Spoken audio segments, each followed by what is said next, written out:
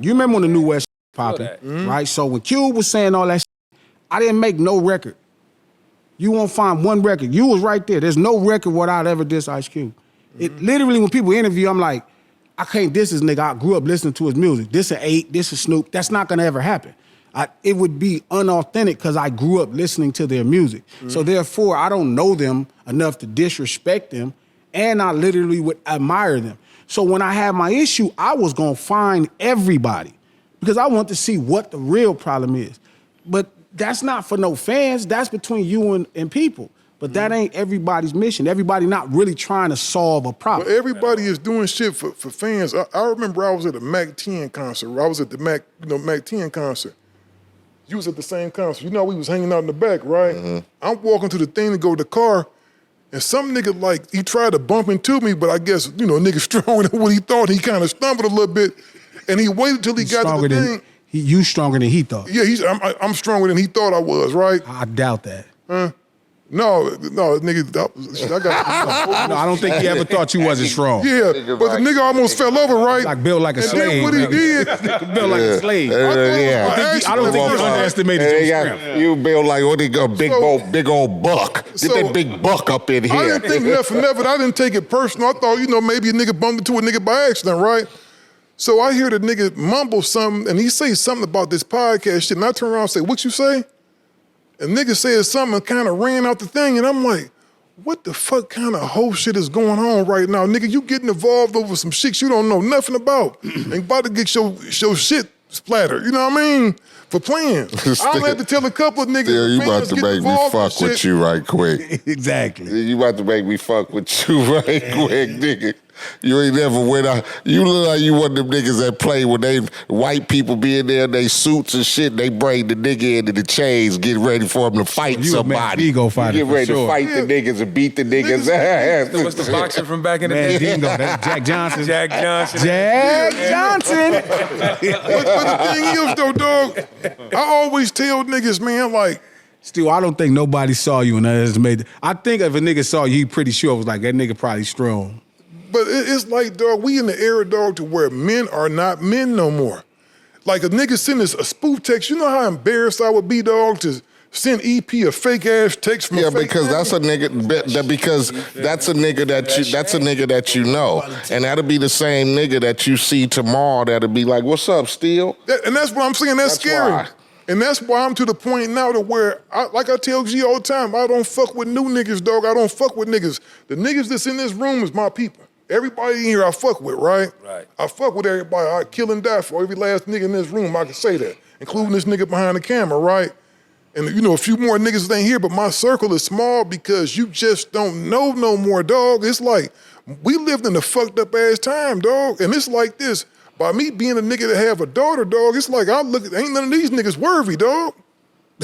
It's like, you can't take care of my daughter, nigga, you whole ass nigga, you know? Yeah. Like, niggas ain't worthy, dog. And you also got to give credit to a lot of people that's not on the internet, too. You know what I'm saying? There's so many people we got to stop making that the whole world. When you paying attention to this shit every day, all really day, it becomes a part of your life to the point where you forget. Like, yeah, definitely. It's a whole lot of people. It's people like my G-moms or my mom or pops, just you feel me? Or just regular people that's like, shout out to my nigga Black Tone. Yeah, one thing I respect about 8 is 8 act like niggas might see him. So we talk, he gonna say what he mean and mean what he say because niggas might see him.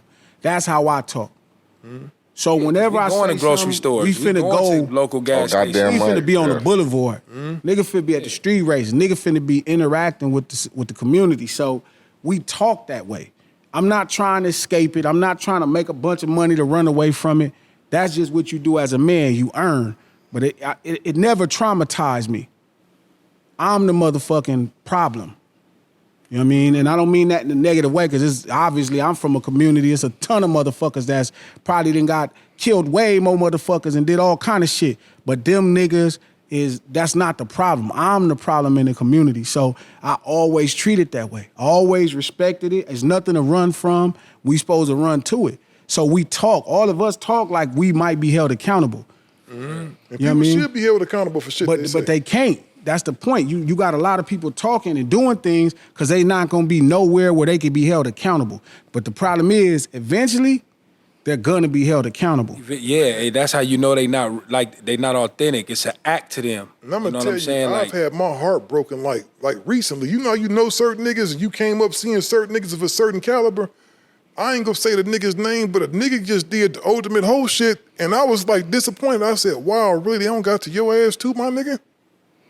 But I don't know what you listen. A lot of that gonna happen. It's money. Listen, if money is everything, man, shit, you, a lot of niggas for sale.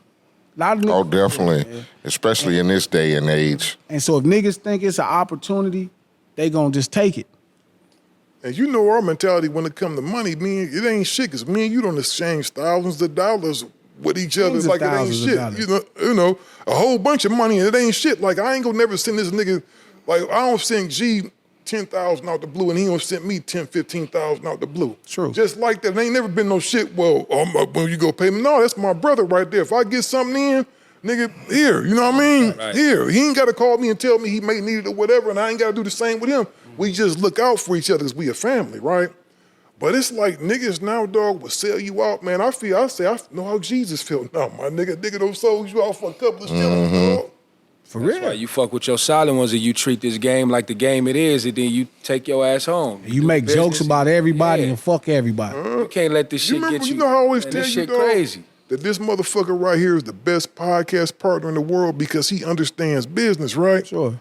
It's like, dog, and you know not to bring up no old shit, right? But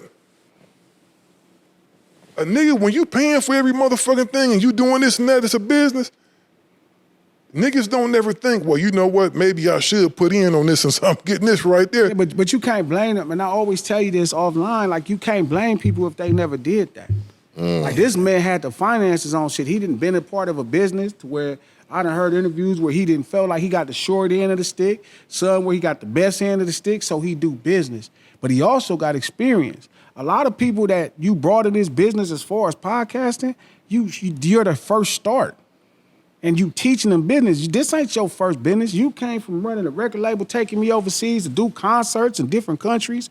And you knew how to do business before when I was just coming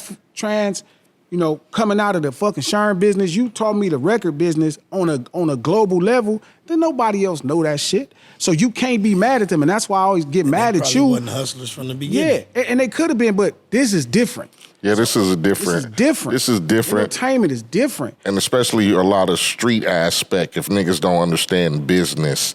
Because you can understand the dope game. Easy. But when it comes to, entertainment and contracts and T's and I's and you gotta wait on shit and then it might be successful today. A lot of niggas don't understand that shit. And a lot of niggas just know money. Gangster Chronicles, we gon' tell you how it goes. If I lie, my nose will grow like Pinocchio. We gon' tell you the truth and nothing but the truth. Gangster Chronicles, this is not your